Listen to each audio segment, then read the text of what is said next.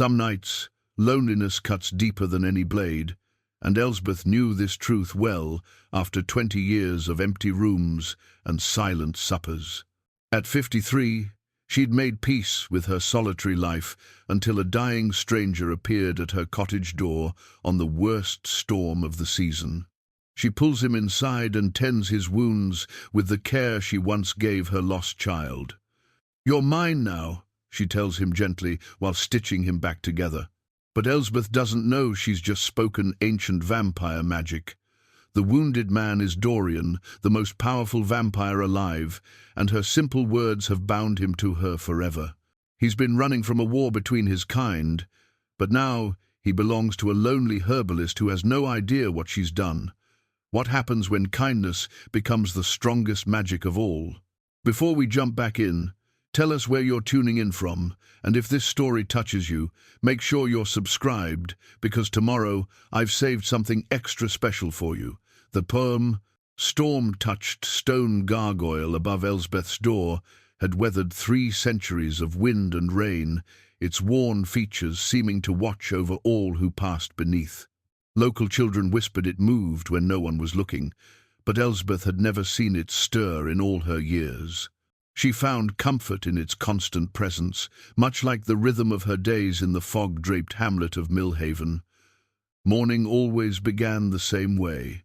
Elsbeth would rise before dawn, wrap her father's old wool cloak around her shoulders, and step into her herb garden. The mist clung to the valley like a living thing, swirling between the ancient oak trees that bordered her cottage. She knew each plant by touch, could identify healing herbs in complete darkness if needed. Chamomile for calming nerves, willow bark for pain, foxglove for the heart, though that one required careful handling. Her father's herbal grimoire lay open on the kitchen table, its leather binding cracked with age. Pressed flowers marked pages of botanical wisdom passed down through generations. Elsbeth traced her finger over his careful script, remembering how he'd taught her to read the old words when she was barely tall enough to see over the table. "Knowledge is protection," he'd always said. "Plants hold secrets that can heal or harm, depending on the wisdom of the one who wields them." The cottage itself seemed to breathe with memory. Low-beamed ceilings, stone floors worn smooth by countless footsteps, and windows that caught the morning light just so. Her father had built the place with his own hands after returning from the wars, each timber chosen with care. The walls held the scent of dried herbs and wood smoke, creating an atmosphere of warmth that Elsbeth treasured above all else. But warmth couldn't fill the silence. 20 years had passed since her son Thomas died of fever, barely 3 summers old. The memory still caught her breath sometimes, unexpected as a winter wind. She'd tried every herb, every remedy in her father's book, but nothing could save him. Her husband Robert blamed her healing attempts, claimed she'd made the boy worse with her witching ways. He left before the ground thawed that spring, taking nothing but his bitterness. Elsbeth had grieved them both, the child she'd lost, and the man who couldn't forgive her for trying to save him. The years that followed blurred together like watercolors in rain. She tended her garden, helped villagers with their ailments, and slowly built a reputation as someone who could ease pain when the traveling physician couldn't be found. People brought her everything, from colicky babies to arthritic joints, paying in vegetables, cloth, or simply gratitude. Father Willem visited monthly, a kind man whose silver hair and gentle eyes reminded her of her father. He worried about her isolation, often suggesting she attend more village gatherings or consider the widow Margaret's invitation to share Sunday meals. But Elsbeth found peace in solitude, even as it carved hollow spaces in her heart. The baker, young Tom Hartwell, always saved her day-old bread, claiming his wife made too much. His freckled face would flush when she thanked him, and Elsbeth suspected kindness motivated his generosity more than excess inventory. Such small gestures kept her connected to the community, threads that prevented complete withdrawal. Marcus, the village blacksmith, presented a different sort of complication. 3 years younger than Elsbeth, he'd lost his wife to childbirth a decade past. His broad shoulders and steady hands spoke of reliable strength, and his dark eyes held understanding that comes only from shared loss. He'd taken to stopping by her cottage on various pretexts: a loose hinge that needed fixing, a knife that wanted sharpening, always refusing payment. "A woman shouldn't live so far from town," he'd say, his voice gruff with concern. "Not with vagabonds and worse, wandering the roads these days." The wars had ended 5 years ago, but their aftermath lingered. Displaced soldiers, refugees, and men broken by violence drifted through the countryside. Most were harmless, seeking work or simply trying to reach distant homes. But some carried darkness that no healer could touch. The village maintained a cautious watch, especially after sunset. Elsbeth understood their wariness. She'd seen enough wounded souls to recognize the difference between a man seeking help and one who might bring harm. Still, she couldn't turn away someone in genuine need. Compassion had been bred into her bones, nurtured by her father's teachings and hardened by her own losses. The suspicious neighbors, particularly the miller's wife Agnes, whispered about Elsbeth's herb-gathering habits. "No good Christian woman needs that many night-blooming plants," Agnes would mutter to anyone who'd listen. "And have you noticed how her garden grows better than anyone else's? There's something unnatural about it. Such talk." Worried Elsbeth more than she cared to admit. Her father had warned her about drawing too much attention to their family's gift with growing things. "People fear what they don't understand," he'd said, "and they'll find evil in miracles if they're looking for it." But tonight felt different from the beginning. The storm had rolled in from the west with unusual violence, bringing winds that howled like living things and rain that struck the windows like thrown stones. Elsbeth had battened down everything she could secure, then settled by the fire with her mending. The cottage felt smaller somehow, pressed in by the weather's fury. She'd been dozing when the sound came, not quite a knock, more like something heavy falling against her door. At first, she thought a tree branch had blown loose. Then she heard what might have been a groan, so faint she almost dismissed it as wind. But Elsbeth had learned to trust her instincts. She unbarred the door and peered into the tempest. A man lay crumpled on her threshold, rain-soaked and bleeding. His dark hair plastered against a face that would have been handsome if not for the pallor of approaching death.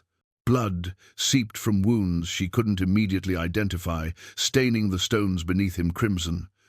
Without hesitation, Elsbeth grabbed his arms and pulled. He was heavier than expected, all muscle and bone, but adrenaline gave her strength. She managed to drag him inside, water streaming from his clothes to pool on her clean floor. The door slammed shut behind them as if the storm had pushed it closed. In the firelight, she could see him more clearly. Young, perhaps 30, with strong features and calloused hands that spoke of hard work. His clothes were well made but travel-stained, the kind wealthy merchants or minor nobles might wear. A leather pack lay forgotten outside, but she'd retrieve it later. "Can you hear me?" she asked, checking for signs of consciousness. His breathing was shallow but steady.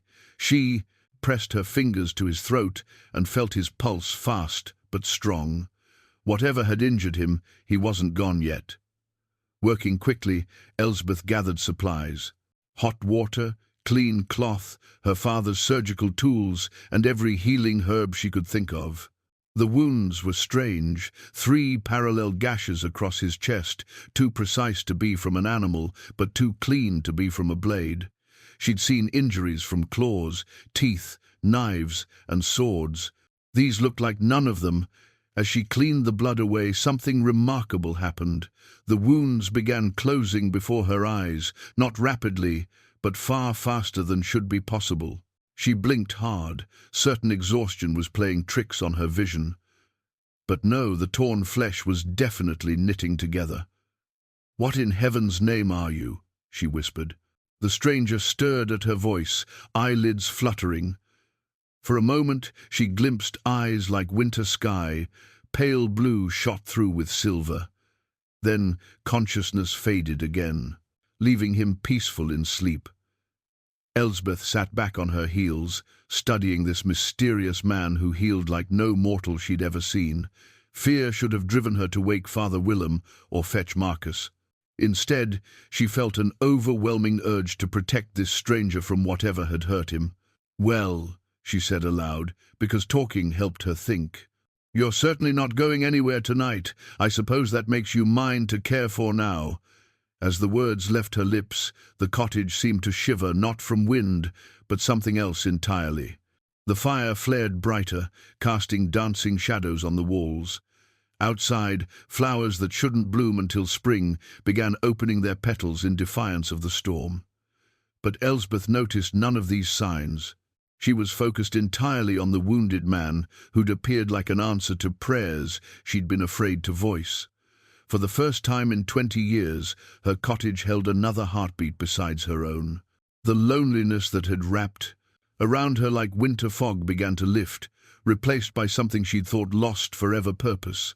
Someone needed her again, and that was magic enough for any night.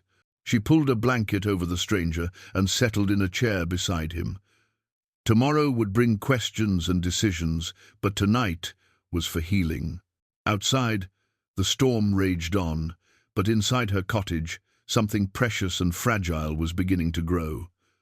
Dawn was still hours away when the man's breathing changed, becoming deeper and more natural. His color improved, and the last of his mysterious wounds closed completely.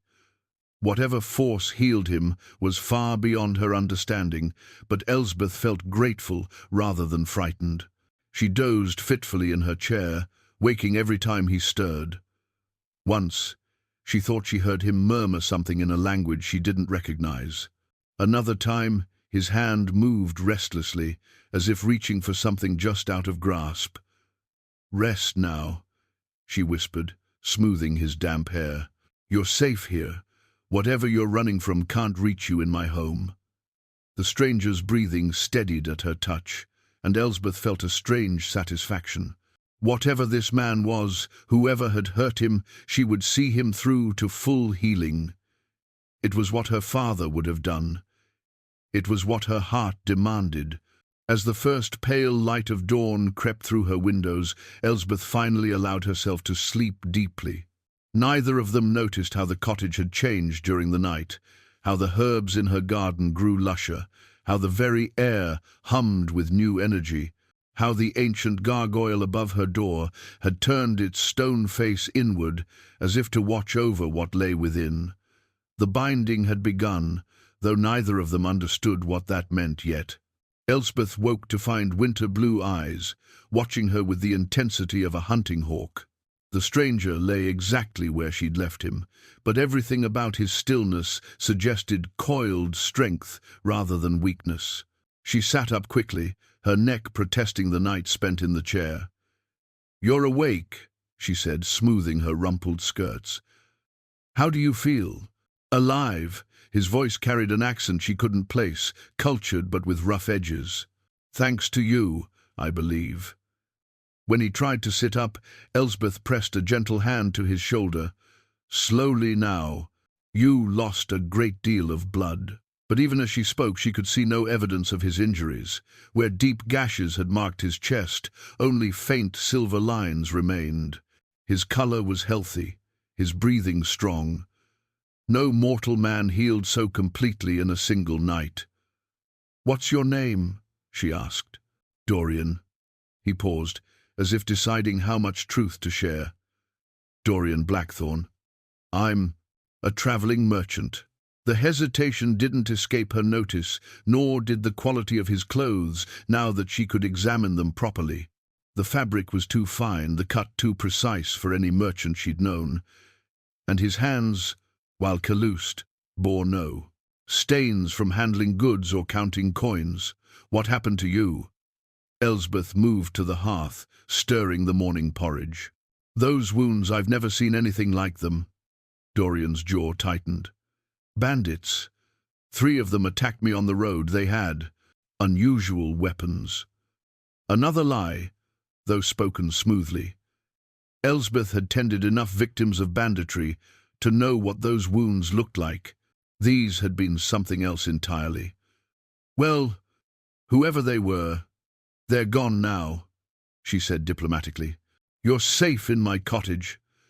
Something flickered across his features, surprise perhaps, or gratitude. "You don't know me. I could be anyone. Anything." "You could?" Elsbeth agreed, ladling porridge into a bowl. "But you're not. I can see it. In your eyes."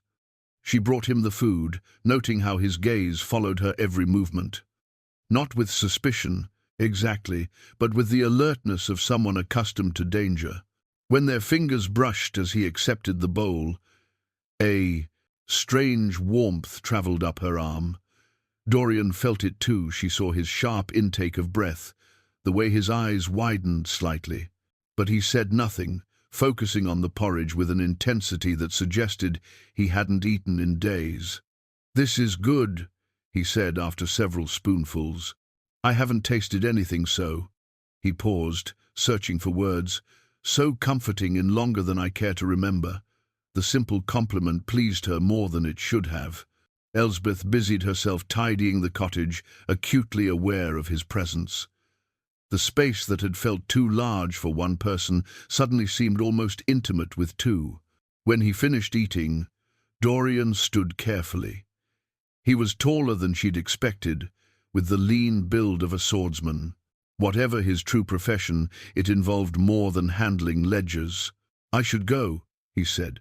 "I've imposed on your hospitality long enough." "Nonsense. It's barely morning, and you've been gravely injured. At least rest another day." "You don't understand." His voice carried an edge of something that might have been fear. "It's not safe for you if I stay." "Not safe from whom?" Before he could answer, something metallic fell from the folds of his coat with a soft chime. Elsbeth bent to retrieve it, a pendant of tarnished silver depicting symbols she'd never seen.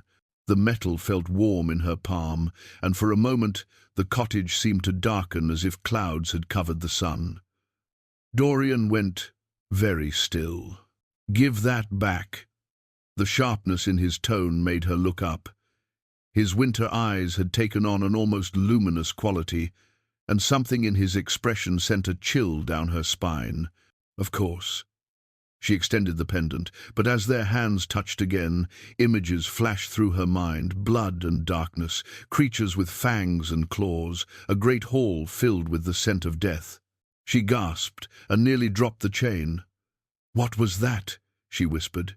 Dorian fastened the pendant around his neck with quick, nervous movements. Nothing. Memories. Old nightmares. But Elsbeth knew the difference between imagination and vision. What she'd seen felt as real as the cottage around them. "Tell me the truth," she said quietly. "What are you really?" For a long moment he stared at her, and she could see him weighing his options. Finally, he sank back onto the pallet, shoulders sagging with exhaustion that had nothing to do with his injuries. "You wouldn't believe me if I told you." "Try me." Dorian was quiet so long she thought he wouldn't answer. When he spoke, his voice held the weight of confession. "I'm running from a war. My own kind. They want me dead for crimes I didn't commit, or perhaps for crimes I should have committed but couldn't bring myself to." He laughed bitterly. "Either way, they've branded me traitor." "Your own kind?" Another long pause. "You asked what I am. I'm something that shouldn't exist. Something most people would kill on sight if they knew." Elsbeth studied his face, the sharp cheekbones, the pale skin that seemed to have never known much sun, the eyes that held too much knowledge of darkness. "Are you going to hurt me?" she asked. "No." The answer came without hesitation. "Never." "Then I don't care what you are." He stared at her as if she'd spoken in tongues. "You should care. You should be terrified." "Should I?" Elsbeth settled in her chair again, studying him with new eyes. "Tell me, Dorian Blackthorne, if that is your real name, when did you last see sunrise?" A muscle in his jaw twitched. "It's been Sometime. And when you eat, do you truly taste the food, or are you simply going through motions? His silence was answer enough. You heal impossibly fast, your skin is cold as winter stone, and you carry yourself like a man who's seen centuries pass. Elsbeth leaned forward. Whatever you are, you're not entirely human. But you're not entirely monster either, or you wouldn't have such gentle hands. How can you be so calm? Dorian's voice cracked slightly. How can you sit there as if this is just another morning conversation? Because I've been alone for 20 years, Elsbeth said simply. Because you came to me wounded, and I healed you. Because when I said you were mine now, something in the world shifted, and I don't think either of us understands what that means yet. As if her words had triggered something, a wave of sensation washed over both of them. Dorian doubled over as if struck by sudden pain, and Elsbeth felt an echo of that same ache in her own chest. For a heartbeat, she could taste copper in her mouth and feel the burning thirst that gnawed at him constantly. They stared at each other in shock. "What's happening to us?" Elsbeth whispered. "I don't know." Dorian's voice was hoarse. "But I felt what you felt just then. Your surprise, your curiosity, and underneath it all, a loneliness so deep it nearly broke my heart." Elsbeth touched her chest, where the phantom pain had been. "And I felt your hunger, not for food, but for something else entirely." The pendant around Dorian's neck had begun to glow with soft silver light, pulsing in rhythm with both their heartbeats. Ancient symbols shifted across its surface like living things. "The binding," Dorian breathed. "Oh, merciful darkness, what have you done?" "What binding? What are you talking about? When you said I was yours, those words have power. Old power." He looked at her with something approaching awe. "Your bloodline. It's not entirely human either, is it?"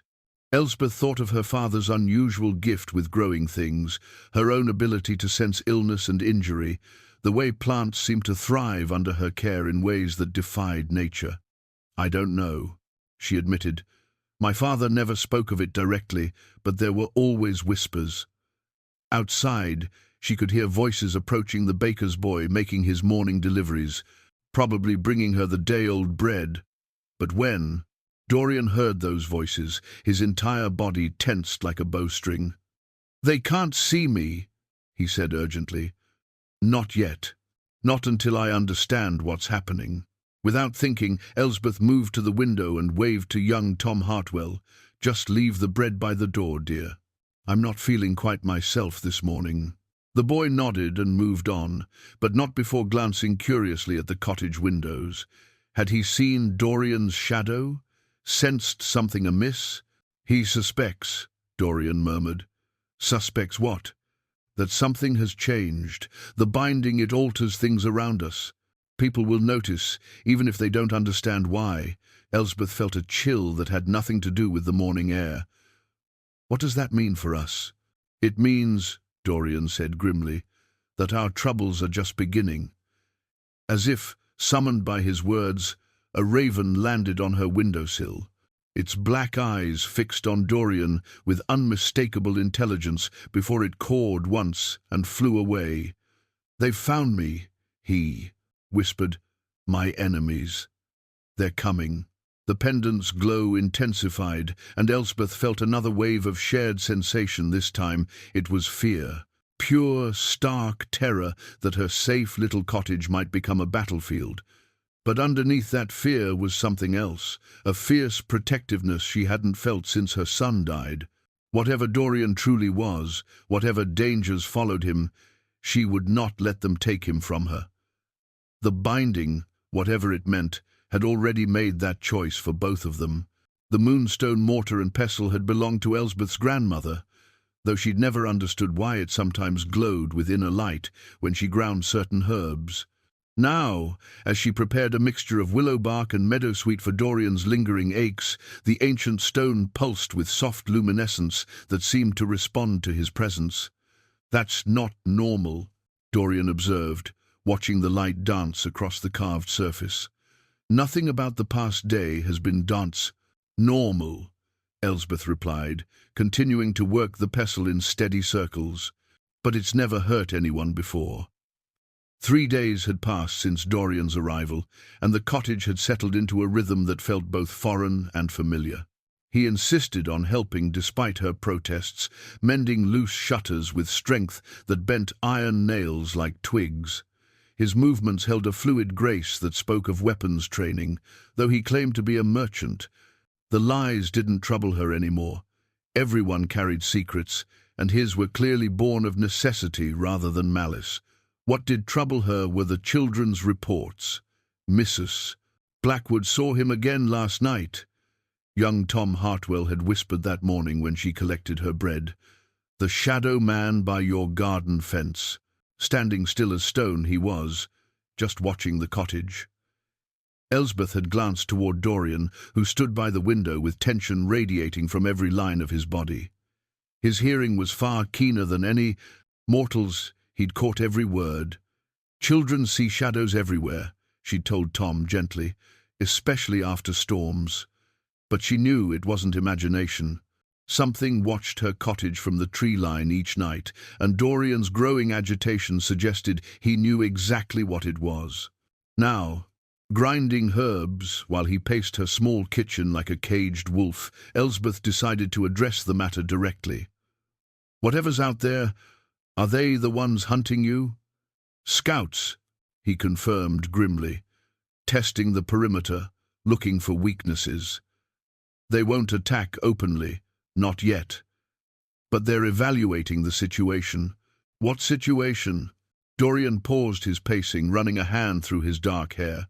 You, me. This binding between us that I still don't fully understand. The mortar's glow intensified as she added dried lavender to the mixture. The simple herbs were transforming into something more potent, charged with energy that made her fingertips tingle.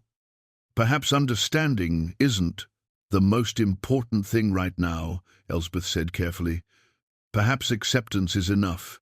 You say that as if you've accepted it. Have you? She considered the question while finishing her preparations.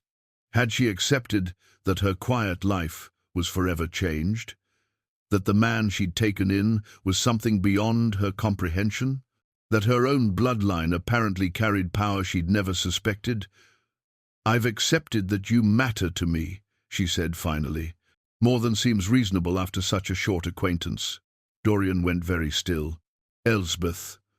A knock at the door interrupted whatever he might have said. Through the window, she could see Marcus's broad frame silhouetted against the morning light. The root cellar, she whispered urgently. There's a hidden space behind the preserves. Dorian nodded and slipped away with supernatural quiet. Elsbeth waited until she heard the cellar door close before opening the front entrance. Marcus, what brings you by so early? The blacksmith's dark eyes were troubled. Wanted to check on you, Elsbeth. There's been talk in the village. What kind of talk? About strange lights in your garden at night. About your herbs growing better than anyone's ever seen. About shadows that move when there's nothing to cast them. Marcus stepped closer, concern evident in his weathered features.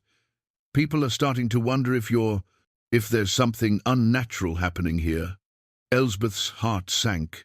She'd hoped to keep the village gossip from escalating, but Marcus's expression told her it was already too late. My herbs have always grown well, she said carefully. You know that. But not like this. Agnes Miller swears your roses are blooming in December. Says they glow with their own light after sunset. Despite herself, Elsbeth glanced toward her garden. The roses were indeed blooming, massive white blossoms that should have been dormant for months. She'd noticed them the morning after Dorian's arrival, but assumed it was some strange weather phenomenon. Agnes sees what she wants to see, Elsbeth said, though doubt crept into her voice. Maybe, but what I see is a woman I care about drawing unwanted attention. Marcus moved closer, his voice dropping. There's something else. Father Willem wants to speak with you. Says there are old records in the church archives, things about your family line that might explain... Explain what? Why strange things happen around you, Elsbeth. Why you can heal injuries that would kill lesser healers. Why plants seem to respond to your touch in ways that defy nature. The admission hung between them like a challenge. Elsbeth had always known Marcus was more observant than most, but hearing him voice what she'd spent years pretending not to notice made her stomach clench with fear. And what does Father Willem suggest I do about these supposed oddities? Come to the church. Let him show you what he's found. There might be answers and protection if you need it. Before Elsbeth could respond, a wave of emotion washed over her that wasn't her own.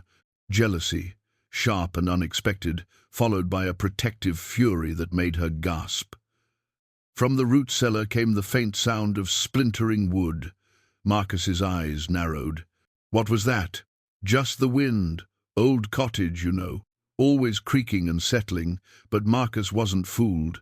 His gaze swept the room, noting details that hadn't been there before: the extra bowl by the sink, the men's travel pack partially visible behind a chair, the lingering scent of someone who wasn't Elsbeth. You're harboring someone, he said quietly. Someone you don't want the village to know about. Elsbeth's mind raced. Denying it would only make Marcus more suspicious, but confirming it could put Dorian in terrible danger. If I were, she said carefully, would that trouble you? Depends on who it is, and whether they're the reason for all this strangeness. From the cellar came another sound, definitely movement this time. Marcus heard it too, his hand dropping instinctively to the knife at his belt. Elsbeth, step away from the door. Marcus, please. Who's down there? The cellar door opened with deliberate slowness, and Dorian emerged, his pale eyes fixed on Marcus with predatory intensity, and Elsbeth felt the temperature in the room drop several degrees. A friend, Dorian said calmly. Someone who means Elsbeth no harm. Marcus's hand tightened on his knife. You're the one they've been seeing in the shadows. Among other things, yes. The two men studied each other like wolves establishing territory. Elsbeth could feel the tension building toward violence and stepped between them. Marcus, this is Dorian. He was injured, and I've been caring for him. Dorian, Marcus is a dear friend who's worried about my safety. Is he now? Dorian's voice carried an edge that made Elsbeth shiver. And what makes him think you're unsafe? The fact that every strange thing in this village started the night you arrived, Marcus shot back. The fact that you move like a killer and watch everything like prey. The fact that you're standing in a root cellar in broad daylight when any honest man would be working. Dorian smiled, and Elsbeth saw Marcus stiffen at the sight of teeth that seemed sharper than they should be. You're observant. I appreciate that in a man. It means you'll understand when I tell you that Elsbeth is under my protection now. Anyone who threatens her well-being will answer to me. Is that supposed to frighten me? It should. Elsbeth felt another surge of supernatural emotion, Dorian's possessive rage mixing with something else. A need to claim, to mark territory, to ensure no rival could threaten what belonged to him. The intensity of it staggered her. Whatever the binding had done, it went far deeper than shared sensations. It was rewriting the very foundations of how they related to the world. Both of you, stop this, she said firmly. Marcus, I appreciate your concern, but I'm perfectly safe. Dorian, Marcus has been a good friend for years. He deserves respect. Both men looked at her, and she saw the exact moment when they realized the same thing she had, that she was no longer simply Elsbeth the herbalist. Something fundamental had changed in her nature, giving her a presence and authority that commanded attention. What's happening to you? Marcus asked quietly. I'm becoming who I was always meant to be, she replied, surprised by the certainty in her own voice. Outside, a raven cawed 3 times, a signal Dorian recognized. His expression hardened. They're moving closer, he said. Tonight, they'll test our defenses directly. Who will? Marcus demanded. People who make your village concerns seem very small, Dorian replied grimly. Elsbeth looked between the two men who represented her old life and her new one, knowing that after tonight there would be no going back to the woman she used to be. The blood-red wine chalice appeared on Elsbeth's kitchen table sometime between sunset and midnight, though neither she nor Dorian remembered placing it there. The ornate silver vessel gleamed with an inner light that had nothing to do with the fire's reflection, its surface carved with symbols that seemed to shift when observed directly. "It's from my father's hall," Dorian said quietly, his fingers hovering over the chalice without quite touching it. "I haven't seen it in 50 years. 50 years. Elsbeth paused in her tea preparation. "How old are you, Dorian?" "Old enough to know better than to involve innocent women in vampire politics." He lifted his pale eyes to meet hers. 347, if you must know. The number should have shocked her. Instead, Elsbeth found herself nodding as if it explained everything that had puzzled her about him, the way he moved. With deadly grace, the knowledge that flickered behind his winter eyes, the careful control he maintained over every gesture and word. "And your father? Dead these past 2 centuries. Killed in the same civil war that's finally caught up with me." Dorian's jaw tightened. "The chalice appearing here means my enemies know exactly where I am. More than that, they're sending a message." "What kind of message?" "That they remember who I used to be, what I used to represent." Before Elsbeth could ask for clarification, another knock echoed through the cottage. This time, the visitor didn't wait for permission to enter. Father Willem pushed through the door, his usually calm demeanor replaced by urgent concern. "Elsbeth, child, we need to—" He stopped short upon seeing Dorian, his weathered face going pale. "Dear God in heaven." "Father Willem," Elsbeth said carefully. "This is my guest, Dorian." The priest's eyes fixed on the chalice with obvious recognition. "That cup hasn't. It's been seen in living memory." "Where did you get it?" "It's a family heirloom," Dorian replied smoothly. "Liar." Father Willem stepped closer, his hand moving to the silver cross at his throat. "That chalice belonged to Victor Blackthorn, the vampire king of the Northern Territories. According to legend, it was buried with him after the Great Purge of 1689. Dorian went very still. "You know more about vampire history than most priests, Father." "I know more about many things than most priests, including the fact that you're either a grave robber or—" Understanding dawned across Willem's features. "Merciful Mary, you're not his descendant. You're his son, among other things." Elsbeth looked between them, pieces of a larger puzzle beginning to fall into place. "Your father was a king?"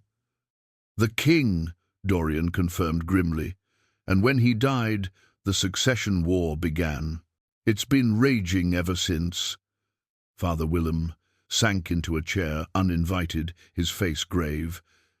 "Then the reports I've been receiving are true. The vampire clans are mobilizing. There have been killings in 3 neighboring counties, ritualistic deaths that suggest someone is gathering power for a major move." "What reports?" Elsbeth asked. "The church maintains certain networks, ways of monitoring supernatural threats." Willem's eyes never left Dorian. "We've been tracking increased vampire activity for months. But if the son of Victor Blackthorn is involved—" "I'm not involved in anything," Dorian said sharply. "I've been in exile for decades, avoiding the succession war entirely." "Then why are you here? Why now?" Dorian glanced at Elsbeth, and she felt an echo of his inner turmoil through their bond. Shame, regret, and underneath it all, a desperate longing for something he'd thought forever lost. "Because I was betrayed by someone I trusted, left for dead in circumstances that required intervention." His gaze lingered on Elsbeth. "I thought I could heal and disappear again. I didn't account for complications." "What kind of complications?" Before anyone could answer, The temperature in the cottage plummeted. Frost began forming on the windows despite the fire burning brightly in the hearth. The chalice pulsed with malevolent light, and Dorian's head snapped toward the door. "They're here." "Who's here?" Elsbeth whispered. "My brother's scouts. 3 of them, by the scent." Dorian moved to the window with inhuman speed. "They're not attacking, not yet. But they want us to know they've found us." Father Willem rose, his hand gripping his cross tightly. "How many does your brother command?" "Victor has the largest faction, perhaps 200 vampires, plus human servants." Dorian's voice was grim. "If he's decided to end this war by eliminating me personally, we're facing impossible odds." "Not necessarily." Willem moved to the cottage's main support beam and pressed his palm against a carved symbol Elsbeth had never noticed before. The mark flared with golden light, and she felt a subtle shift in the cottage's atmosphere. "This house has protections older than the village itself." "You knew," Elsbeth said, staring at the priest. "You knew what I was before I did. I suspected. Your family line has served as guardians for generations, protectors of the balance between the mortal and supernatural worlds. Your father chose to let that knowledge die with him, hoping to give you a normal life. But it didn't die." Elsbeth touched the chalice, and immediately visions flooded her mind, ancient rituals, vampires kneeling before human women, bonds of power and protection that stretched back to the dawn of civilization. The binding ritual. It's not just about Dorian and me. It's part of something larger. The oldest magic, Willem confirmed. When a guardian speaks the words of claiming over a vampire, it creates a bond that can reshape the supernatural world. Your bloodline was bred specifically to channel that power. Dorian stared at Elsbeth with a mixture of awe and terror. "You're not just any guardian, you're a sovereign guardian, the kind that can command entire vampire courts." "I don't understand any of this," Elsbeth protested, though even as she spoke, knowledge seemed to unfold in her mind, like flowers blooming. She could sense the 3 vampires outside, feel their hunger and their wariness. More disturbing, she could feel their instinctive submission to her presence. "Understanding will come," Willem said gently. "For now, you must decide what to do about Marcus." "What about Marcus?" "He's been standing outside your cottage for an hour, working up the courage to knock. He can sense something is wrong, but he doesn't know what. If he enters now, with 3 hostile vampires watching, they'll kill him to send a message," Dorian finished, unless a new knock interrupted him, firm and determined. Marcus's voice called through the door. "Elsbeth, I saw Father Willem come in. Are you all right?" The 3 vampires outside shifted position, and through the windows, Elsbeth caught glimpses of inhuman movement in the shadows. They were positioning themselves to attack the moment Marcus became a target. "What do I do?" she whispered. "You choose," Dorian said quietly. "You're a sovereign guardian now. You can send Marcus away to safety, but he'll never understand why. You can let him enter and trust that your power will protect him. Or, you can bind him too. Make him part of this, whether he wants it or not." The chalice pulsed brighter, as if responding to the weight of the decision before her. Outside, Marcus knocked again, his concern evident in every sound. Elsbeth closed her eyes and felt the power flowing through her bloodline, ancient and patient and utterly ruthless when it came to protecting those she claimed as hers. For the first time since this all began, she understood the true magnitude of what she'd become. When she opened her eyes, both Dorian and Father Willem were watching her with expressions of anticipation and fear. "Marcus," she called through the door, her voice carrying a new authority that made the cottage walls themselves seem to listen.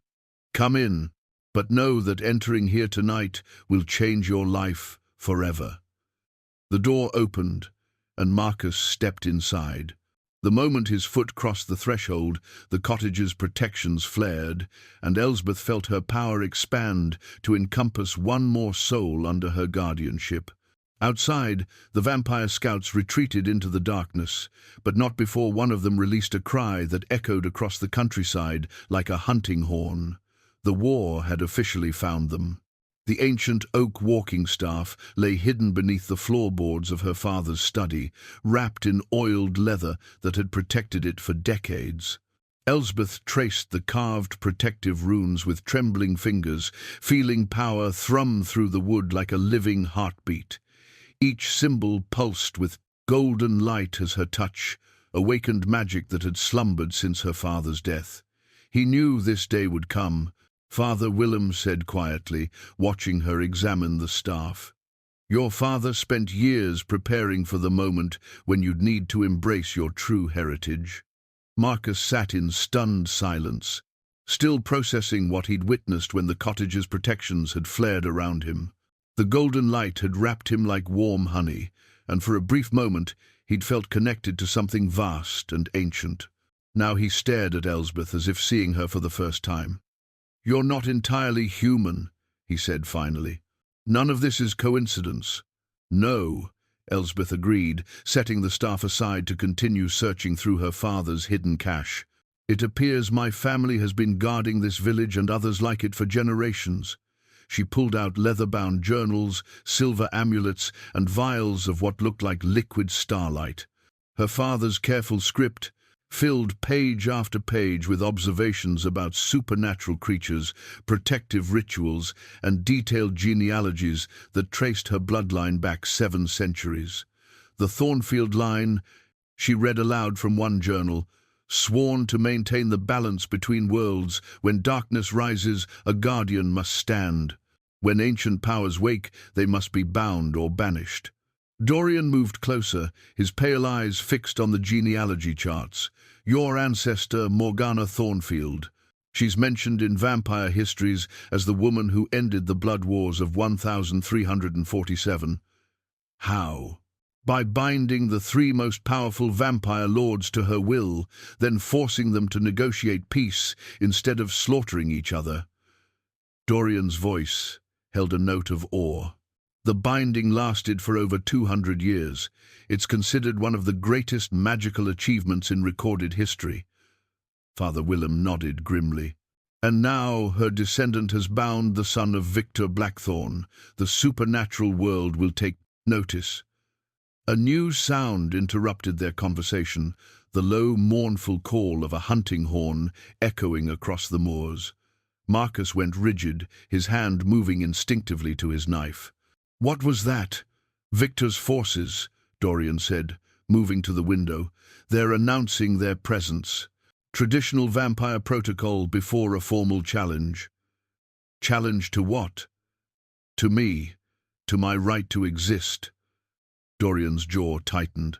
My brother has apparently decided that hiding in exile isn't enough. He wants me dead, properly and permanently. Through the window they could see lights moving in the distance, torches that burned too bright and too steady to be entirely natural. The vampire army was making no attempt at stealth now. How many? Willem asked. More than we can fight directly, Dorian admitted. But fewer than Victor could have brought if he'd wanted to simply overwhelm us. This is meant to be a message as much as an attack. What kind of message? That he's willing to negotiate if I surrender myself. That the villagers don't have to die if I cooperate. Elsbeth felt a surge of protective fury that made the staff in her hands flare with brilliant light. You're not surrendering to anyone. Elsbeth. No. She stood, and the others stepped back instinctively at the power radiating from her. I claimed you. That means you're under my protection now, and I don't give up what's mine. Marcus watched this exchange with growing understanding. The way you look at him, it's not just concern, is it? You've fallen in love with him. The blunt question hung in the air between them. Elsbeth met Marcus's gaze steadily, seeing the pain in his dark eyes but refusing to soften the truth. Yes, she said simply, I have.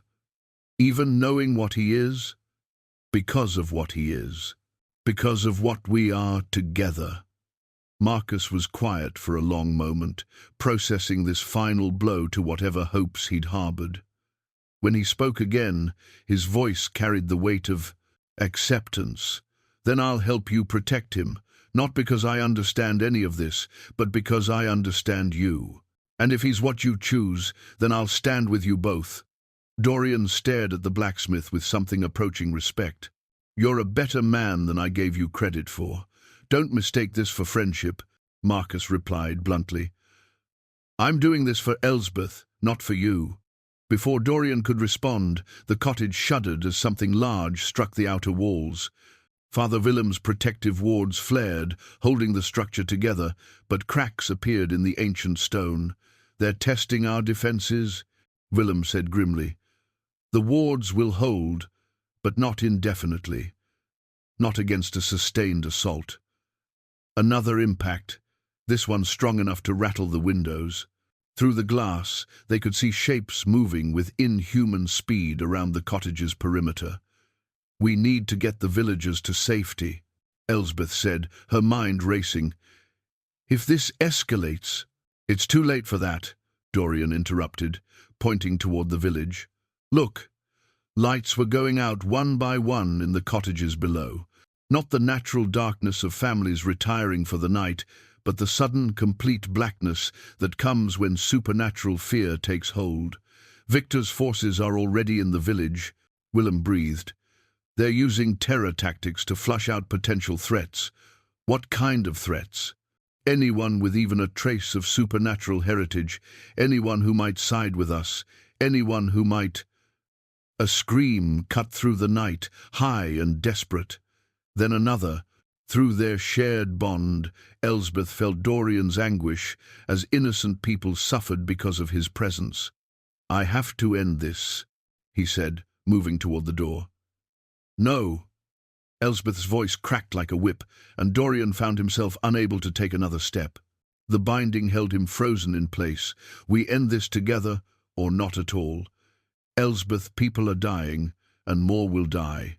If you throw yourself on Victor's mercy, we fight smart, not desperate. She turned to Father Willem. The church records you mentioned, do they contain information about large-scale protective rituals, something that could shield the entire village? There's one, Willem said slowly, but it requires 3 focal points working in harmony. A guardian, a vampire of royal blood, and a consecrated priest. The magic is incredibly demanding. It could kill all 3 of us. Or it could save everyone. Elsbeth looked between Dorian and Willem. What do we need to do? The ritual must be performed at the heart of the village, the church itself. But getting there means crossing ground that's now controlled by hostile vampires. Marcus stepped forward. I know every back path and hidden route in this village. I can get us there. You can't come with us, Elsbeth protested. It's too dangerous. You said I was yours to protect now, Marcus replied with grim determination. That works both ways. You're mine to protect too. Another scream echoed from the village, closer this time. The vampire forces were moving systematically through the streets, using fear and violence to draw their true targets into the open. We have to try, Dorian said quietly. Even if the ritual kills us, it's better than letting innocent people suffer for my sins. Elsbeth gripped her father's staff tighter, feeling its power respond to her determination. Then we go to the church, we perform the ritual, and we show Victor that some bonds are stronger than fear. Outside, the hunting horn sounded again, closer now and joined by others. The vampire army was closing in, but for the first time since this began, Elsbeth felt ready to meet them.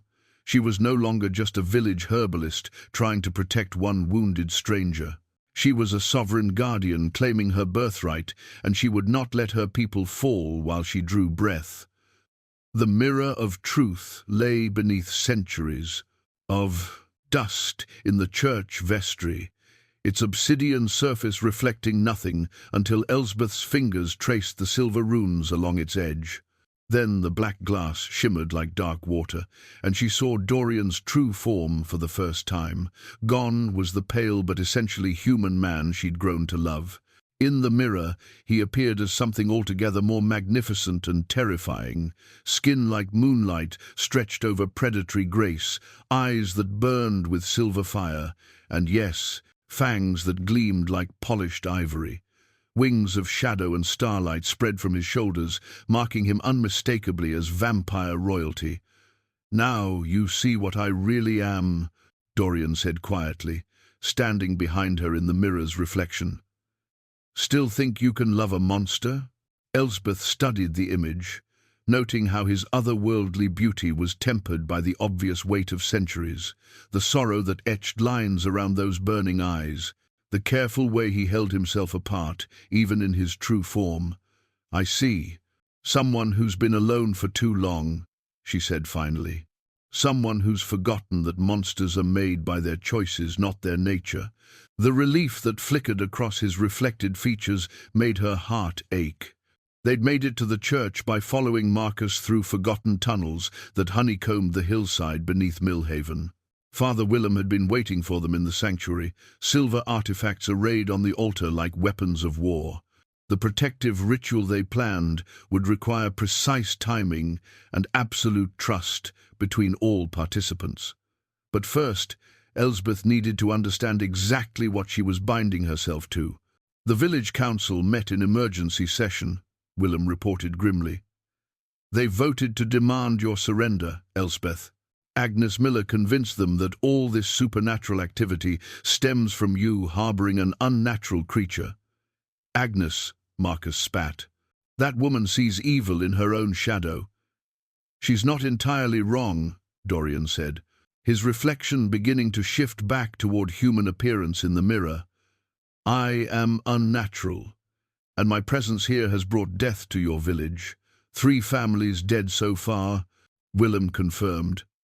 "Victor's forces aren't being subtle about their message. Submit, or watch everyone you've ever cared about die slowly." Through the church windows they could see fires burning in the village square. Not the warm glow of hearth and home, but the cold light that accompanied supernatural predators. Screams echoed intermittently across the night, each one making Dorian flinch as if struck. "We could still run," he said desperately. "If I left now—" "Victor would follow," Elsbeth interrupted, "and he'd take his anger out on the village anyway. Running solves nothing." "Then what do you propose?" Before she could answer, the church doors exploded inward. 3 figures entered within human speed, vampires whose very presence made the temperature plummet and the blessed candles flicker with uncertain light. The leader was a woman of devastating beauty, her silver hair flowing like liquid mercury and her eyes the color of fresh blood. She wore armor that seemed crafted from midnight itself, and when she smiled, her fangs caught the candlelight like tiny daggers. "Hello, brother dear," she purred, her voice carrying the musical cadence of old aristocracy. "You've led us quite a chase." Dorian stepped protectively in front of Elsbeth, his body tense for violence. "Serafina, I should have known Victor would send his favorite executioner." "Oh, he didn't send me to kill you. That honor is reserved for Victor himself." Serafina's gaze shifted to Elsbeth, and something like curiosity flickered in those crimson eyes. "I came to see the woman who managed to bind a Blackthorn prince." "Fascinating." "You will not touch her," Dorian growled. "Touch her? My dear brother, I have no intention of harming something so rare and precious." Serafina moved closer, circling them, like a hunting cat. "A sovereign guardian hasn't been seen in over 2 centuries. Do you have any idea what she's worth to the right buyer?" Father Willem raised his silver cross, and holy light blazed from its surface. "This is consecrated ground. You have no power here." Serafina laughed, a sound like breaking crystal. "Consecrated by whom? Your human god. We are older than your Christ, priest. Our magic runs deeper than your prayers." As if to prove her point, frost began forming on the church windows despite the burning braziers. The two vampires flanking Serafina spread out, moving to surround their small group. "What do you want?" Elsbeth asked, surprised by the steadiness of her own voice. "Direct. I approve." Serafina tilted her head, studying Elsbeth like a puzzle to be solved. "We want you to release our wayward prince from your binding. In exchange, we'll kill him quickly instead of spending decades peeling away his sanity piece by piece." "That's generous," Marcus said dryly, his hand gripping a silver-bladed knife Willem had given him. "We can be reasonable when dealing with mortals who show proper respect." Serafina's smile turned predatory. "Of course, if the Guardian refuses our generous offer, we'll simply take her back to Victor. I'm sure he can find ways to convince her to cooperate." Dorian moved faster than human eyes could follow, placing himself directly between Serafina and Elsbeth. "You'll have to go through me first." "Oh, I was hoping you'd say that." The fight that erupted lasted only seconds but felt like eternity. Serafina moved like liquid death, her claws raking across Dorian's chest before he could fully react. But instead of the killing blow she'd intended, her attack stopped short, literally frozen in midair, as if she'd struck an invisible wall. "Interesting," she hissed, staring at the golden light that now surrounded both Dorian and Elsbeth. "The binding includes battle protection. How thoroughly old-fashioned." "The old ways were established for good reason," Willem said, stepping forward with his cross blazing. "A sovereign guardian's claimed cannot be harmed by those who threaten the guardian herself." "Then we'll simply have to threaten someone else." Serafina gestured sharply, and one of her companions vanished through the church windows. Moments later, screams erupted from the village square, not random terror this time, but the focused agony of someone being methodically tortured. "Agnes Miller, I believe," Serafina said conversationally. "The woman who's been so vocal about demanding the Guardian's surrender. Victor thought it appropriate that she be the first to truly understand the consequences of her political choices." "Stop this," Elsbeth commanded, power rising in her voice. "Release Dorian from your binding, and I'll consider it." "No." Elsbeth stepped forward, her father's staff blazing with golden fire. "I have a counter-proposal. You and your companions leave this village immediately, or I show you exactly what a sovereign guardian can do when truly angered." Serafina's eyes widened slightly. "You're bluffing. You don't have the training to training?" Elsbeth's laugh held no humor. "I've spent 20 years caring for the sick and wounded. I know exactly where to strike to cause maximum pain and where to strike to end suffering instantly. The only question is which mercy I choose to grant you." The staff's light intensified, and Serafina actually stepped back. For the first time since entering the church, uncertainty flickered across her perfect features.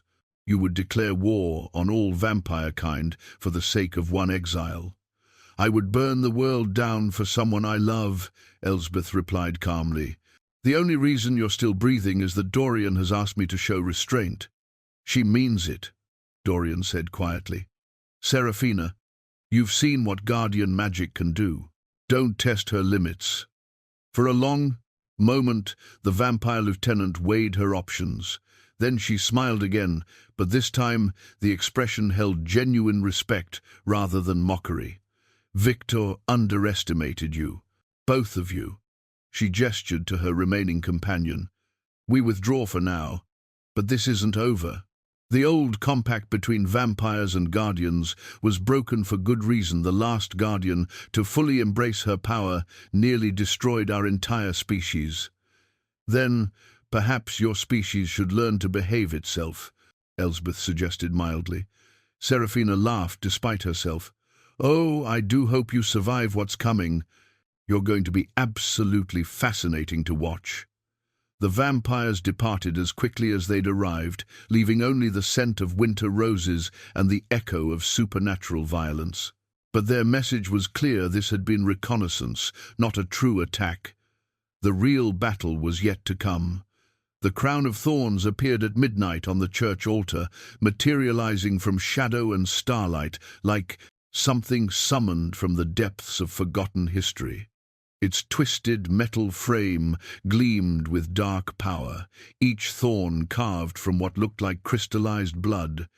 When Dorian saw it, he went white as winter snow. "That's impossible," he breathed. "Victor destroyed it after Father's death. I watched him cast it into the sacred flames."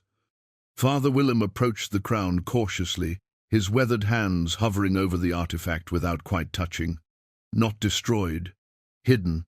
The church has been guarding it for over a century, waiting for the moment when it might be needed again."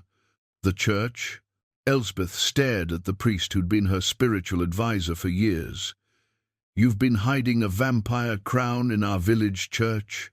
"Among other things."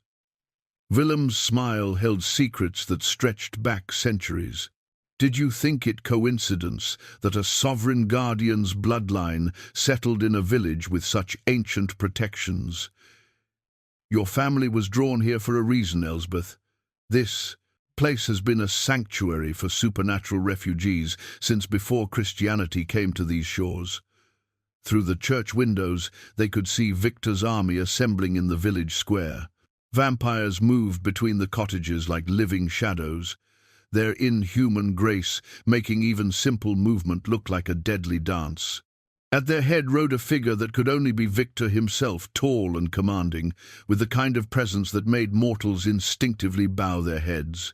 "He's magnificent," Marcus said grudgingly. "I can see why his people follow him."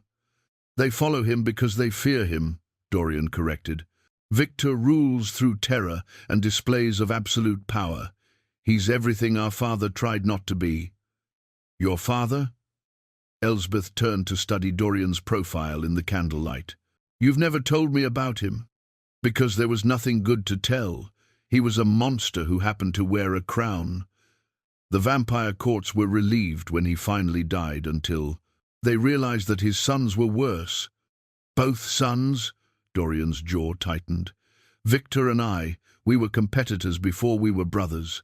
Father pitted us against each other from childhood, believing that conflict would make us stronger. It did. It also made us enemies." Father Willem lifted the crown from the altar, and immediately the church filled with power so ancient it made the stones themselves seem to hum. "This is why Victor really came. Not just to kill you, Dorian, but to claim the crown that marks the true vampire king. I told you, I don't want what you want is irrelevant." Willem's voice carried absolute authority. "The crown chooses its bearer. It appeared here, in this sanctuary, while you were present. That's not coincidence." As if responding to his words, the crown began to pulse with rhythmic light that matched the beating of Dorian's heart. The thorns seemed to shift and writhe, creating new patterns that hurt to look at directly. "No," Dorian said, desperately. "I've spent decades avoiding this responsibility. I won't be drawn back into vampire politics now." "You may not have a choice," Elsbeth said quietly. Through their bond, she could feel his terror, not of death, but of becoming the thing he'd fled from. "But you won't face it alone." Before anyone could respond, the church doors burst open. This time it wasn't Serafina who entered, but Victor himself. He moved with the fluid grace of a master predator, his dark coat billowing around him like wings. Behind him came a retinue of vampire nobles, their combined presence turning the air thick as honey. "Hello, little brother," Victor said, his voice carrying the weight of absolute authority. "You've led us quite a merry chase." Up close, the family resemblance was undeniable.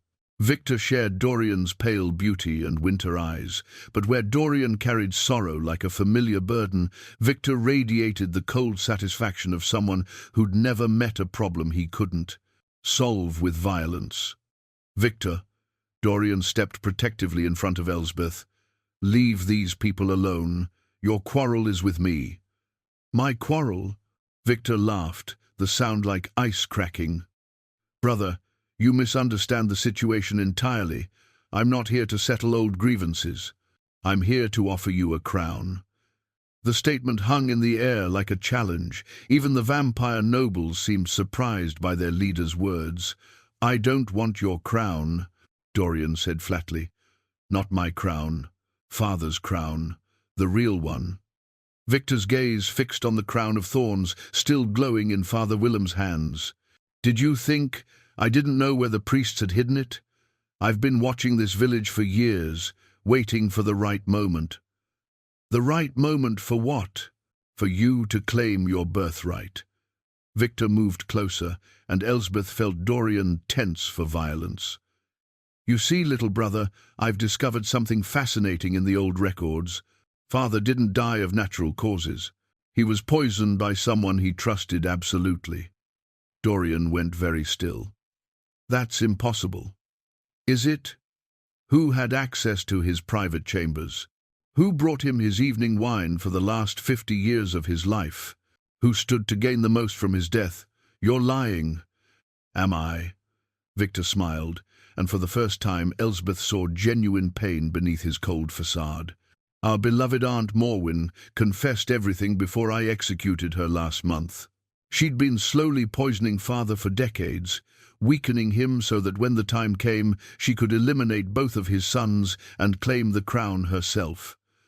The revelation hit Dorian like a physical blow. Through their bond, Elsbeth felt his world crumble and reform around this new understanding. "She raised us," Dorian whispered. "She was family. Family are often the ones who betray us most completely." Victor's expression softened almost imperceptibly. "I know you've spent centuries believing I orchestrated Father's death. I know you think I tried to have you killed to secure my own power. The truth is, Morwen arranged everything. She set us against each other, because divided, we were both easier to eliminate. The ambush that nearly killed me was meant to kill you, Morwen's agents, not mine. When you survived and fled into exile, I let you go because I thought you'd chosen to abandon your birthright willingly." Victor gestured to the crown. "I've spent 200 years ruling alone, dealing with constant rebellions and challenges to my authority. Do you know why?" "Because you're a tyrant," Marcus said bluntly. Victor turned to study the blacksmith with something approaching amusement. "Because the vampire courts know I'm not the rightful king. The crown has never accepted me fully. It tolerates my rule but doesn't grant me the absolute authority that comes with being chosen." He looked back at Dorian. "But it will accept you. It's been calling to you. Your entire life. That's why you could never find peace in exile. You've been fighting your own nature." As if to prove his point, the crown in Willem's hands flared with brilliant light. The thorns reformed themselves into a perfect circle, and suddenly it looked less like an instrument of torture and more like what it truly was, a symbol of ancient power and responsibility. "I'm offering you what should have been yours from the beginning," Victor continued. "Take the crown, rule as the true vampire king. End the civil war that's been tearing our people apart for centuries." "And you?" Dorian asked suspiciously. "What do you get out of this generous offer?" "Peace. A chance to step back from a role I never wanted but took because someone had to." Victor's smile turned genuine for the first time. "I want to travel again, brother. I want to see the world beyond vampire politics. I want to remember what it feels like to live instead of merely ruling." The offer hung between them like a bridge across an impossible chasm. Elsbeth could feel Dorian's internal struggle, the weight of responsibility he'd spent centuries avoiding, the desire for justice for their father, and underneath it all, the terrible knowledge that accepting would change everything about the life they'd begun building together. "There's more," Victor said quietly. "The guardian binding you've formed, it doesn't just affect you and your woman. It extends to any vampires you rule. A king bound to a sovereign guardian becomes something unprecedented, a ruler who cannot harm innocents, who must protect rather than prey." "You're talking about changing the fundamental nature of vampire society," Willem breathed. "I'm talking about evolution. About finally becoming what we were always meant to be, instead of the monsters we became. Victor's eyes fixed on Elsbeth. Your binding could save us all. Elsbeth felt the weight of destiny settling around her shoulders like a cloak. This wasn't just about her and Dorian anymore. This was about reshaping an entire species, about breaking cycles of violence that stretched back millennia. What happens if I refuse? Dorian asked. Then Morwen's remaining allies will eventually succeed in destroying both our lines. The vampire courts will fragment completely, and our people will become the monsters humans believe us to be. Victor's expression grew grim. There will be war like nothing the world has ever seen. The crown pulsed brighter, and Elsbeth felt its power calling to something deep in her own bloodline, the part of her that had always known she was meant for more than a quiet life in a small village. The choice is yours, brother, Victor said softly. But choose quickly. Morwen's assassins are already moving against us all.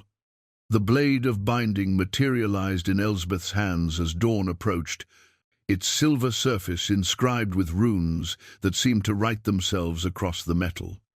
The sword was beautiful and terrible, designed to channel the ancient magic that flowed between guardian and vampire, capable of both ultimate protection and ultimate sacrifice.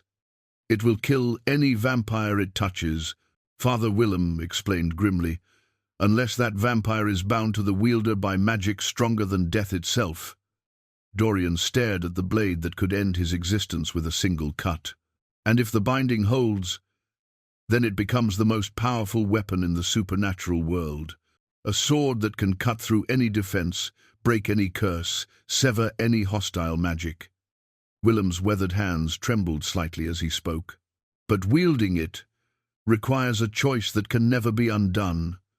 What choice? Elsbeth asked, though part of her already knew the answer. The guardian must accept complete responsibility for every action taken by those bound to her. Their sins become her sins. Their pain becomes her pain. Their deaths become my death, she finished quietly.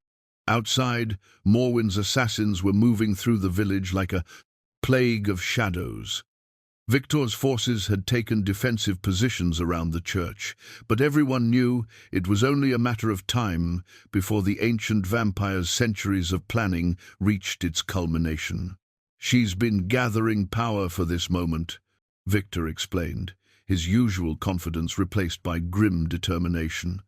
Every vampire lord she's eliminated over the centuries, every magical artifact she's collected, every blood ritual she's performed, it all leads to tonight. What exactly is she trying to accomplish? Marcus asked. He'd spent the past hour learning to handle blessed weapons from Father Willem, his natural skill with metalwork translating surprisingly well to combat training. Immortal dominion, Dorian replied, pacing the church nave like a caged wolf. She wants to become something more than vampire, a creature that can walk in sunlight, command all supernatural species, and rule both mortal and immortal worlds. And she needs the crown of thorns to accede. Complete the transformation, Victor added. The crown doesn't just mark vampire royalty, it contains the concentrated essence of our entire species. In the right ritual, that power could be harvested and absorbed. Elsbeth felt the blade of binding pulse in response to her rising anger. The sword wanted to be used, wanted to cut through the complex web of supernatural politics and strike directly at the source of all this suffering. How many innocents has she killed already? She asked. Thousands, over the centuries, Victor said bluntly. She's patient, methodical, and completely without conscience. Every vampire who opposed her plans, every human who discovered her schemes, every potential rival to her ambitions, all eliminated with surgical precision. Including our father, Dorian added bitterly, who trusted her completely until the poison finally killed him. The revelation still stung. Through their bond, Elsbeth could feel Dorian's guilt. He'd spent centuries believing Victor was their father's killer, had let that assumption drive him into exile and isolation. Now, Facing the truth about Morwen's manipulations, he struggled with the weight of wasted years and misplaced blame. "You couldn't have known," Elsbeth said gently, reaching out to touch his arm. "She spent centuries perfecting her deceptions. I should have stayed. Should have fought beside Victor instead of running away like a coward." "If you'd stayed, you'd be dead," Victor said pragmatically. "Morwen would have found a way to eliminate you both before either of us suspected her true nature. Your exile may have been painful, but it kept you alive for this moment." "What moment?" "We're outnumbered, outmaneuvered, and fighting an enemy who's had centuries to prepare for this confrontation." "We have something she doesn't expect," Willem interjected, gesturing toward Elspeth. "A fully awakened sovereign guardian. The last one died over 200 years ago. Morwen has planned for vampires, for priests, for human armies, but not for this." Elsbeth hefted the blade of binding, feeling its power resonate with her own magic. "What exactly can I do that she won't anticipate?" "Command every supernatural creature within a 100-mile radius," Willem said simply. "When a sovereign guardian claims her full power, she becomes a beacon that all supernatural beings feel compelled to acknowledge. Vampires, werewolves, fey folk, spirits, they all must choose whether to serve or flee." "That sounds like tyranny," Marcus observed. "It can be. The last sovereign guardian became drunk on power and tried to enslave every non-human creature in existence. That's why the bloodline went into hiding, to prevent that level of absolute authority from corrupting future generations." "But you're different," Dorian said, his pale eyes fixed on Elsbeth with absolute conviction. "You've spent your entire life serving others, healing instead of harming. If anyone can wield that kind of power responsibly, it's still power that could corrupt," Elsbeth interrupted. "Lord Acton was right. Absolute power corrupts absolutely." "Then don't seek absolute power," Victor suggested pragmatically. "Seek absolute justice. Use the authority to end this threat, then lay it down again." A sound like breaking glass echoed across the village. Morwen's forces testing the perimeter defenses. Through the church windows, they could see unnatural shadows moving between the cottages, shapes that defied description but radiated malevolent hunger. "Shadow spawn," Victor identified grimly. "She's been breeding them in the deep caverns beneath her stronghold, creatures that exist only to serve her will and feed on mortal terror. How many? More than we can fight conventionally. But they're vulnerable to blessed weapons and guardian magic." Father Willem moved to the altar, beginning preparations for a ritual that would consecrate every weapon they carried. "This will take time. Can your forces hold the perimeter?" "For a while. But when Morwen herself arrives," Victor shook his head, "she's over 1,000 years old, Dorian. She was ancient when our father was born. None of us can face her directly and survive." "Then we don't face her directly," Elsbeth said, an idea forming in her mind. "We make her come to us, on ground of our choosing, where the guardian magic is strongest. Here, in the church? Not just here. The entire village. If I can extend the binding to encompass everyone who's chosen to stand with us, create a network of connected souls, all drawing power from the same source." "You're talking about binding the entire population," Willem breathed. "The magical strain could kill you. Only if I try to maintain it alone." Elsbeth looked between Dorian and Victor. "But if both vampire princes shared the burden, if the crown's power was channeled through the binding instead of hoarded, it could work." Victor said slowly, "A triumvirate of power instead of a single ruler. Balance instead of dominion." "You're assuming I accept the crown," Dorian pointed out. "You will," Elsbeth said with quiet certainty, "because you're the only one who can wield it without being corrupted by it, because your people need a king who understands both power and restraint, because it's what your father would have wanted." Dorian was quiet for a long moment, staring at the crown of thorns where it rested on the altar. When he spoke, his voice carried the weight of acceptance. "If I take the crown, everything changes. We can never go back to the simple life we might have had. I know there will be political enemies, assassination attempts, centuries of rebuilding the damage Morwen's war has caused. I know you'll be a queen whether you want the title or not, bound to me and to the responsibilities that come with ruling an entire supernatural species." "I know," Elsbeth repeated, then smiled. "But I'll also be bound to you, and that makes everything else bearable." The tenderness in Dorian's eyes made Victor clear his throat diplomatically. "If we're going to do this, we need to move quickly.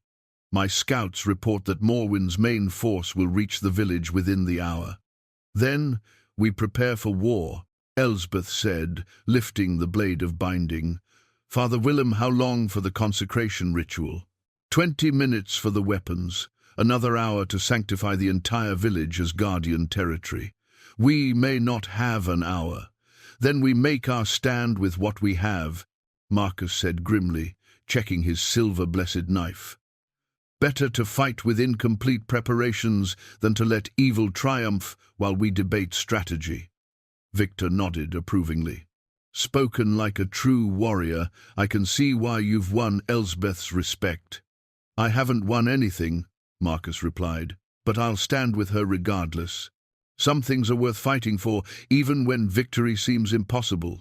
Through the church windows, they could see the first tendrils of unnatural dawn creeping across the sky. Not the warm gold of sunrise, but the sickly green light that accompanied powerful necromancy. Morwen was announcing her approach with magic that turned the very air poisonous. "She's coming," Victor said unnecessarily. "Everyone can feel it now."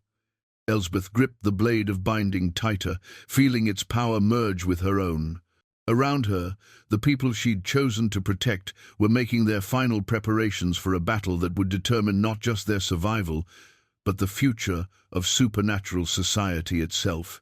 "Then let her come," she said quietly. "I've claimed what's mine. Now let's see how far I'll go to keep it." Outside, the shadow spawn began to howl, and in the distance, a presence older and more terrible than the village had ever known turned its attention toward the small church that dared to defy it. The final confrontation was about to begin. The heart's blood vial appeared in Elsbeth's hand as the first shadow spawn reached the church perimeter, its crystal surface swirling with the mingled essence of her bond with Dorian. The crimson liquid pulsed with their shared heartbeat, a physical manifestation of magic that could reshape the supernatural world or destroy them both in the attempt. "Now," Father Willem shouted over the rising howls of Morwen's creatures, "if you're going to amplify the binding, it has to be now." Elsbeth raised the vial, feeling power course through her bloodline like liquid fire. Around the church, Victor's vampire forces clashed with shadow spawn that moved like living nightmares, their claws leaving trails of poison wherever they struck. The blessed silver weapons found their marks, but for every creature destroyed, 2 more seemed to emerge from the unnatural darkness. "Dorian," she called, and he was beside her instantly, his pale features set with grim determination. "Are you ready?" "For you?" "Always." He placed his hand over hers on the vial, and immediately their shared power doubled, then tripled, as the binding responded to their united will. Through the crystal surface, Elsbeth could see the heart's blood begin to glow with golden light that had nothing to do with the flickering candles around them. This was guardian magic in its purest form, channeled through a bond forged in compassion and tempered by love. "Everyone in the village," she whispered, closing her eyes to focus on the network of lives spread across Millhaven. "I can feel them all. Their fear, their hope, their willingness to stand against darkness. Including the ones who voted to surrender you," Marcus observed, his silver blade dripping with shadow spawn ichor as he fought at the church's entrance. "Especially them. They acted out of fear, not malice. Fear can be overcome. She shattered the vial against the church floor, and immediately the heart's blood spread like liquid starlight across the ancient stones. Where it touched, golden runes blazed to life protection symbols that had been carved into the foundations centuries ago, waiting for a guardian's power to awaken them. The effect was instantaneous. Every person in Millhaven, baker and blacksmith, priest and merchant, even Agnes Miller, cowering in her cottage, suddenly felt the warm presence of guardian magic wrapping around them like armor. Their terror receded, replaced by courage they didn't know they possessed. More importantly, they could feel each other. The binding network that connected Elsbeth to Dorian now extended to encompass the entire village, creating a web of shared strength that made them all more than the sum of their individual parts. "It's working," Victor called from the window, where he commanded his vampires with deadly precision. "The shadow spawn are retreating from the protected areas." But even as he spoke, a new sound cut through the night laughter like breaking glass and wind. Morwen had arrived. The ancient vampire appeared at the edge of the village square, her form shifting between shadow and substance, as if she couldn't quite decide which reality she preferred to inhabit.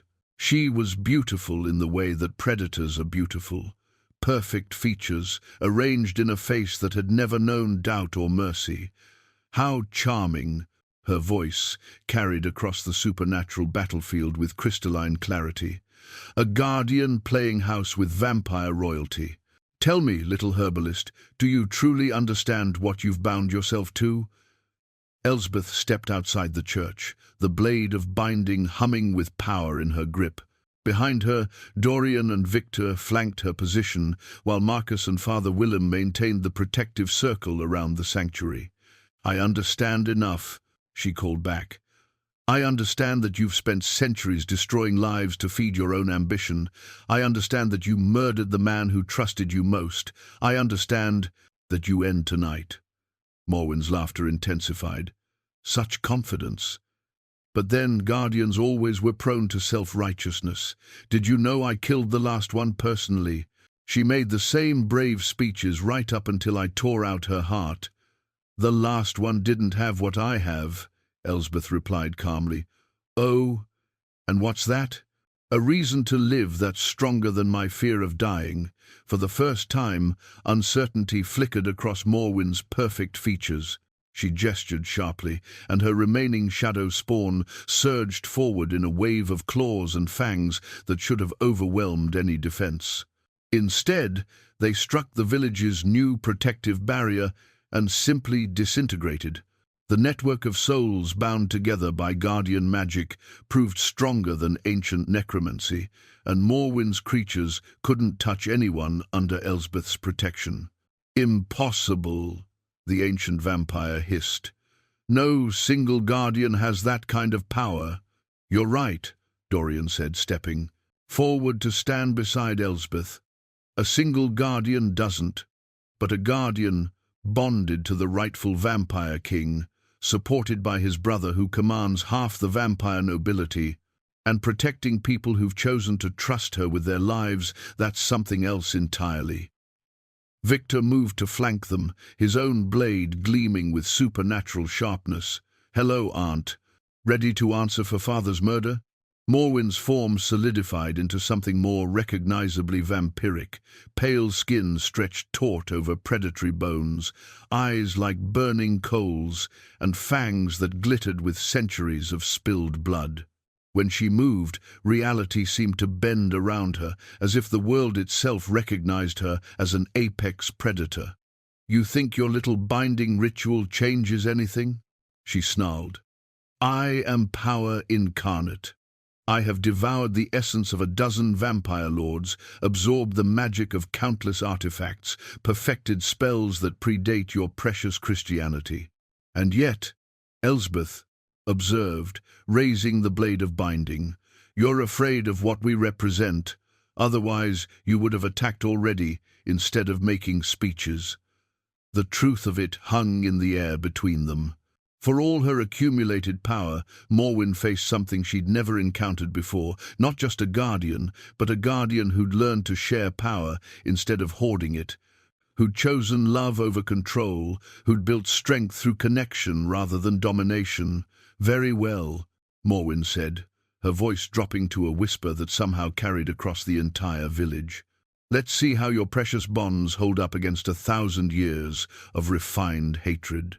She launched herself forward with speed that made lightning seem sluggish.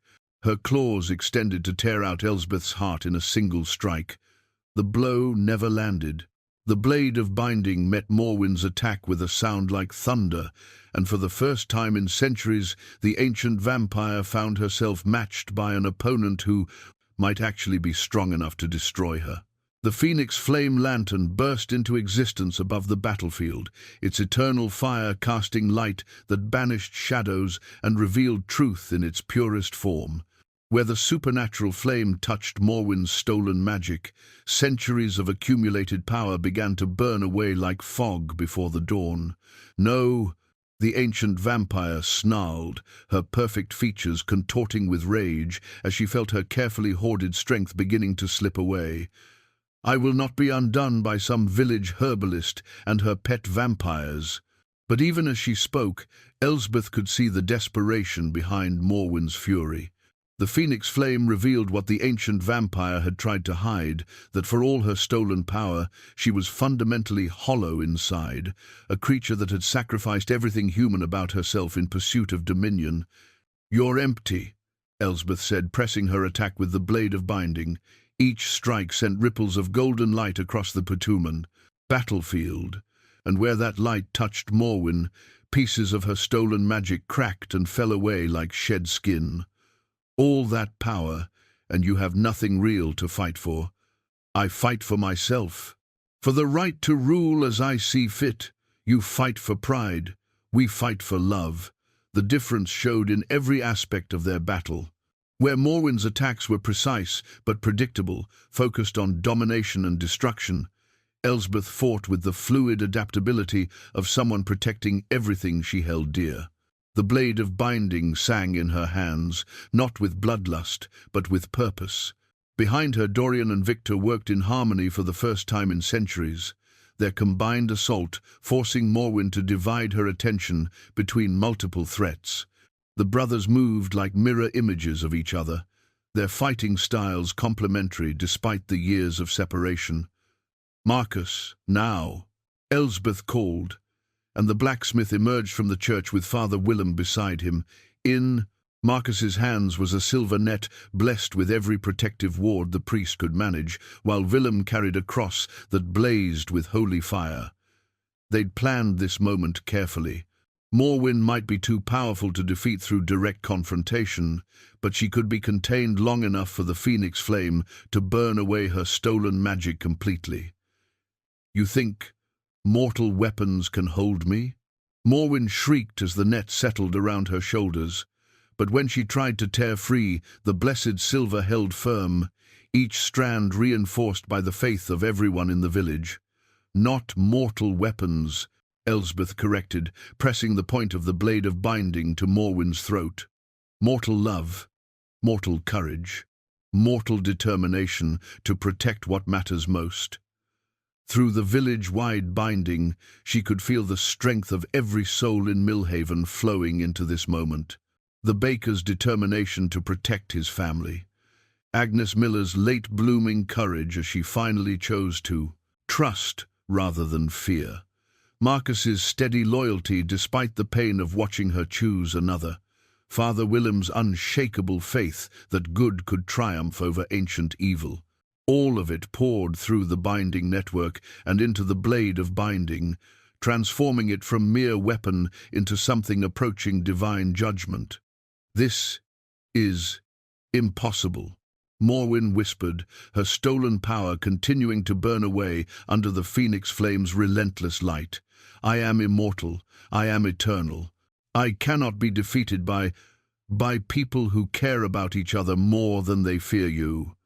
Dorian finished, stepping forward with the crown of thorns in his hands. "By love that's stronger than the desire for power? Yes, You can be defeated by that.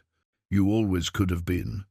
The crown blazed with silver fire as Dorian placed it on his head, and immediately the chaotic energy of the battlefield stabilized into something like order. Where before there had been desperate struggle, now there was purposeful action guided by wisdom earned through centuries of suffering. "I bind you, Morwen of the House of Shadows," Dorian said formally, his voice carrying the absolute authority of a true vampire king. "By right of blood, by right of justice, and by right of the innocent lives you have taken, I strip you of the power you have stolen and return you to dust. And I seal that binding," Elsbeth added, pressing the blade of binding deeper until it drew a single drop of Morwen's blood. "By guardian right, by protection of the innocent, and by love stronger than death, I banish you from this world and all others." Morwen's scream of rage cut short as the phoenix flame engulfed her completely. But instead of the violent destruction everyone expected, she simply began to fade, not dying so much as ceasing to exist, as if the world itself was forgetting she had ever been. "You haven't won," she gasped as her form became translucent. "There are others who will find us ready," Victor said calmly. "We'll find the vampire courts united under a king who protects instead of praise. We'll find a guardian who chooses justice over vengeance. We'll find that some bonds are stronger than fear," Marcus added, surprising everyone by stepping forward to place his hand on Elsbeth's shoulder. "Even when those bonds include letting go of what we thought we wanted." Morwen's final expression was one of complete bewilderment. She, who had lived for 1,000 years, had never understood that true power came from power. What you were willing to sacrifice for others, not what you were willing to take for yourself. As the phoenix flame consumed the last of her stolen magic, she dissolved completely, leaving only the faint scent of winter roses and the echo of laughter that had forgotten how to find joy in anything but cruelty. The battlefield fell silent, except for the crackling of the eternal flame above them, which gradually softened from blazing white to warm gold as the immediate danger passed. "Is it over?" Someone called from the village square. Elsbeth lowered the blade of binding and felt the weapon's bloodthirsty energy calm into something like contentment. "Yes," she said, her voice carrying across the entire village through the binding network. "It's over. We're safe." But even as she spoke, she knew the real work was just beginning. The wedding bands of starlight materialized during the ceremony itself, rings forged from meteoric metal that had fallen from the heavens during the night of their first binding. The bands pulsed with gentle silver light that seemed to contain entire constellations, a reminder that some loves are written in the stars themselves. 3 months had passed since Morwen's defeat, and Millhaven had transformed from a quiet farming village into something unprecedented, a sanctuary where supernatural beings and mortals coexisted in harmony. The cottage that had once housed only Elsbeth's loneliness now served as a healing center where humans and vampires alike came seeking remedy for ailments both physical and spiritual. "Are you certain about this?" Father Willem asked as he prepared to officiate the most unusual wedding in the village's long history. "Once I speak the words that bind you, not just as guardian and vampire, but as husband and wife, there truly will be no going back to the simple life you once knew." Elsbeth looked around the church that had become the heart of their new community. Victor sat in the front pew, having gracefully stepped into his role as advisor and diplomat, while his brother ruled with wisdom earned through centuries of suffering. Serafina occupied the pew beside him. The vampire lieutenant had proven surprisingly adept at organizing refugee settlements and mediating disputes between species that had been enemies for millennia. Marcus stood near the altar in his finest clothes, having surprised everyone by asking to serve as Elsbeth's escort in the ceremony. The pain in his eyes had softened into something like peace over the past months. And he'd found purpose in training the village's new guard, a mixed force of humans and vampires who protected the sanctuary from those who would exploit its radical vision of cooperation. I gave up the simple life the night I pulled a dying stranger into my cottage, Elsbeth said, turning to smile at Dorian. Everything since then has been choosing to embrace the consequences of that decision. He stood beside her in formal attire that managed to convey both royal authority and approachable warmth.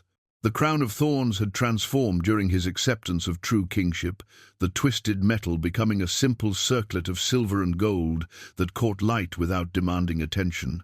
It suited him far better than the original artifact had.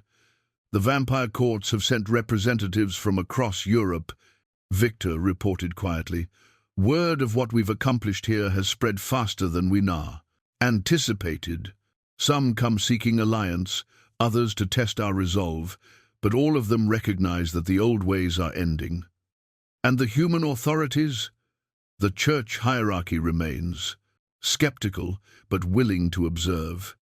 Several noblemen have expressed interest in establishing similar sanctuaries in their territories. Change is coming, whether the established powers approve or not. Father Willem cleared his throat diplomatically. If we're ready to proceed? The ceremony that followed blended traditions from both their worlds. Willem spoke the Christian rites that would unite them in the eyes of God and human law, while ancient vampire customs acknowledged their supernatural bond. When Elsbeth spoke her vows, her words carried the weight of guardian magic that made them literally unbreakable. When Dorian responded, his voice held the authority of a king, claiming his queen before all assembled witnesses. But it was the moment when the starlight rings appeared on their fingers that truly completed their transformation. The bands pulsed with shared heartbeats, sealing a union that transcended the boundaries between mortal and immortal, human and vampire, ruler and subject. "You may kiss your bride," Willem said with barely concealed satisfaction. "Your Majesty." The kiss that followed was gentle, reverent, and somehow managed to convey both passionate love and the profound responsibility they now shared. Around them, the assembled guests, human and vampire alike, erupted in celebration that could be heard across the entire valley. Later, as the wedding feast continued in the village square, Elsbeth found herself standing in her garden with Dorian beside her. The herbs grew with supernatural abundance now, responding to the guardian magic that flowed constantly through the binding network. Roses bloomed in December, chamomile thrived in frost, and plants that shouldn't have been able to grow in this climate flourished under her care. "Do you ever regret it?" Dorian asked quietly, watching her tend flowers that glowed with their own inner light. "The life you gave up? The peace you traded for all this complexity?" "Never." Elsbeth's answer came without hesitation. "Do you regret accepting the crown? Taking responsibility for an entire species that spent centuries learning to fear and mistrust each other? How could I regret something that led me to you?" She smiled, recognizing the echo of her own feelings in his words. "The children are adjusting well," she observed, nodding toward the village square where young humans and vampires played together under the watchful eyes of parents from both species. "Better than the adults. In most cases, children accept change more easily." Speaking of change, Victor told me about the letter from the Eastern courts. Dorian's expression grew more serious. 3 more vampire lords have requested sanctuary here. If we accept them all, we'll need to expand the protection network again. And the binding can handle that? With help. Victor has volunteered to undergo the Guardian, binding himself, creating a secondary network that he can manage. It would give us the ability to protect a much larger territory. Elsbeth considered the implications. He's asking to give up his independence for the good of our people. He's asking to become family, officially and magically. I think he's tired of being alone.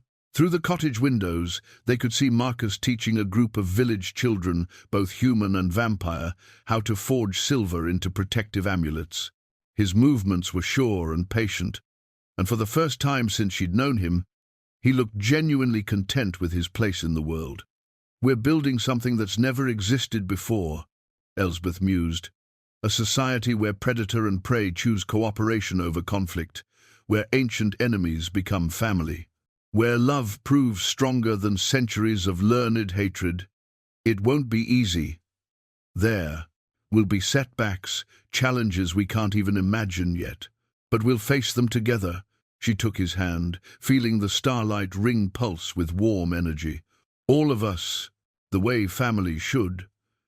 As if summoned by her words, a new group of travelers appeared at the village's edge, refugees from some distant conflict, seeking the sanctuary they'd heard whispered about in supernatural circles across the continent.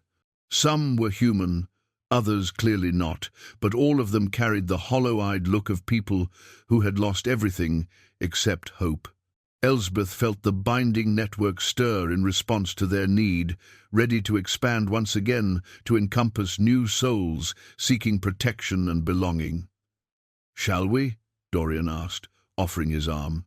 "Always," she replied, and together they walked toward the newest additions to their impossible, wonderful, ever-growing family.